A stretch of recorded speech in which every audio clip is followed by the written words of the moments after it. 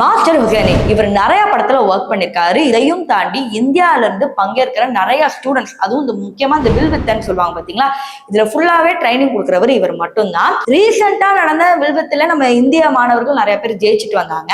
அதன் மூலியமா போய் ரீசெண்டா தான் இவர் உதயநிதி ஸ்டாலினை போய் சந்திச்சுட்டு வந்தாரு. ஸோ ஒரு நல்ல விஷயமா தான் போயிட்டு இருந்துச்சு. இவரை பத்தி நம்ம எல்லாருக்குமே தெரியும், இவர் நல்ல மனுஷன் தான் அப்படிங்கிற மாதிரி தான் இருந்தோம். கடைசியா போன வாரம் வரைக்கும் கூட இவர் பசங்களுக்கு பிராக்டிஸ் கொடுத்துட்டு இருந்தாங்க. இப்படி இருக்கிற இந்த நிலைமையில உடம்பு ரொம்ப மோசமா போயிட்டே இருக்கு. ஹாஸ்பிட்டல்ல போய் செக் பண்றப்பதான் தெரியுது இவருக்கு கேன்சர் 4th ஸ்டேஜ். சரி, இப்ப அதுக்கப்புறம் என்ன ஆகுது? எப்பவுமே நமக்கு நடிகர்களுக்கு முடியலன்னா என்ன பண்ணுவோம்? நடிகர் சங்கத்துல இருந்து யாராவது முன்னாடி வருவாங்களா, ஹெல்ப் பண்ணுவாங்களா அப்படிங்கிற மாதிரி நம்ம எதிர்பார்ப்போம். பட் அவர் கேட்டிருக்காரு, அவர் ஓப்பனாவே கேட்டுட்டாரு. தளபதி விஜய் கிட்டையும் ஹெல்ப் கேட்டுட்டாரு. அதே சமயத்துல தமிழக அரசுக்கும் அவர் கோரிக்கை வச்சிருக்காரு. அதாவது தமிழகத்துல இருந்து அத்தனை மாணவர்களை பங்கேற்க வச்ச ஒரு ஆசிரியரா இவர் கோரிக்கை வைக்கிறார்.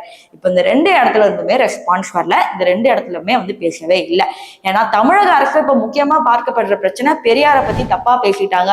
அதுக்கப்புறம் இந்த பட்ஜெட் ப்ராப்ளம், தொகுதி மறுசீரமைப்பு, சோ இதை பத்தியே ரிப்பீட்டடா பேசுறாங்களே தவிர மக்களோட குறை என்னன்னு பாக்கலையோ அப்படிங்கிற மாதிரி ஒரு பேச்சு போயிட்டு இருக்கு.